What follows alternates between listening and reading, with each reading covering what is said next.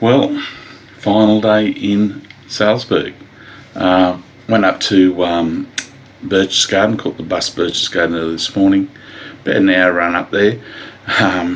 It's funny, a heap of school kids got on, and they're really, I'd say young, a bit of primary, young high school kids got on, very respectful. But other than that, there's only a few other people on the bus. I thought, gee, that was a bit early for them to be getting on the bus around 6:30. But apparently school here goes from around 7 till 1. So, different hours. Caught the bus to Birches Garden, swapped there at Birches Garden onto another bus there. These are just public buses too, by the way. I did actually have to buy a ticket for that because the Salzburg card didn't cover it. It was about €20 return, so about $15 or $16, something like that.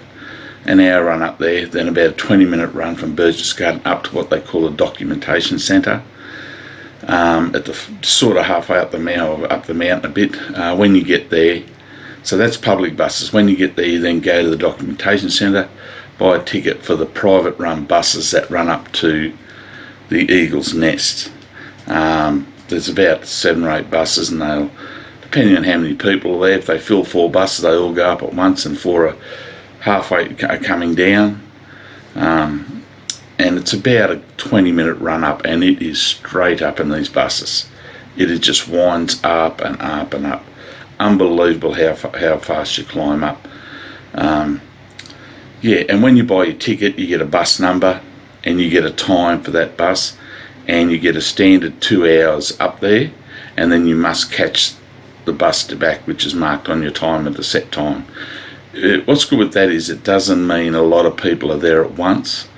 People have to go, people come and go. They don't stay there all day, as far as I know. You can't. So I was surprised and got up there. It wasn't too crowded. It's about 24, 25 degrees down the bottom. About 22, 23 up there, 22, and about 2 foot.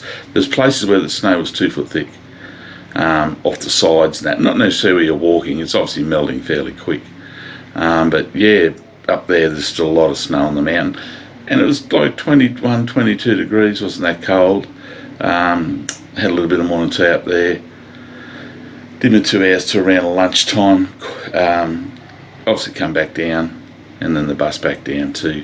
The bus time's really funny. The buses out there aren't like here where they run every 3 minutes. The bus from Salzburg to Birches Garden once an hour. The bus from the Birches Garden train station up to the documentation centre once an hour. So if you miss one, you sort of could be miss it by a couple of minutes. You're nearly a good hour waiting for the next one. But the two sort of tend to combine at the train station, so that's handy. But it fills in a fair bit of day to travel. There's 4 hours or so, something like that, a bit more. So I didn't do anything else. Just virtually came back, got some drinks and a bit of stuff at the train station because I got off the bus there at the train station. Checked sort of what platform I'm leaving on tomorrow. It's platform 5. Then I just caught the trolley bus back to here, and pretty much that's it. Packed my gear up. Finished watching a Netflix movie. So I got an early start. I just a bit concerned. The ticket I bought on the train from Salzburg to Prague. It's about a 7-hour train ride. It's a fair ride. And it's a 6:11 a.m. train, and what's it saying on the ticket, what I'm looking at on the app, are totally different. So just a little bit concerned there. Tomorrow what'll happen. In hindsight, probably should have, for that sort of hours, that's a whole day virtually gone. I probably should have caught the train back to Munich and just flown from Munich to Prague. Paid a little bit extra, and it's only an hour a bit back to Munich by train, and just paid hour and a half. I think I could fly out of here tomorrow if I want to for about $1,200, and it'll take 6 hours because it goes back to Frankfurt, or one goes to Mallorca. So it's just unrealistic.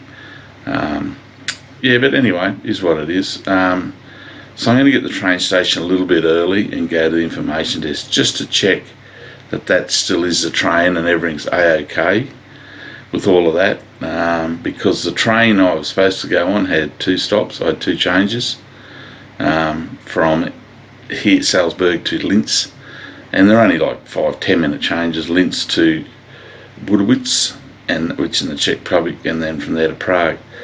The one at that time I'm looking at now goes from, and there's 1 change, which is Salzburg to Vienna and Vienna to Prague, and it's roughly about an hour longer. The original one had about 6 hours.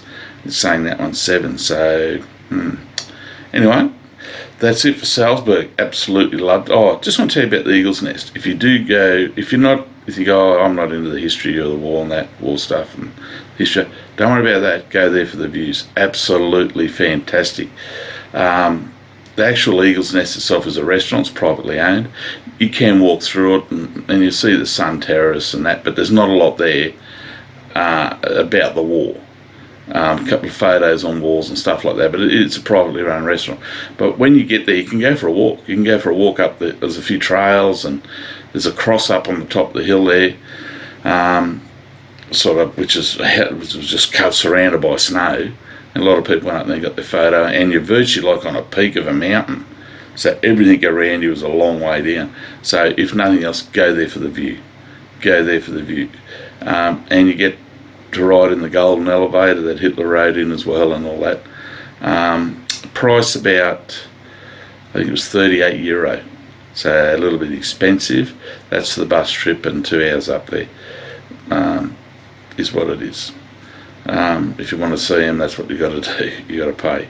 And it was something on my bucket list to see. A couple of things I didn't get to see. Didn't get to go to Andersberg again today because by the time I came back after lunch, the wind had got up again and they closed the lift.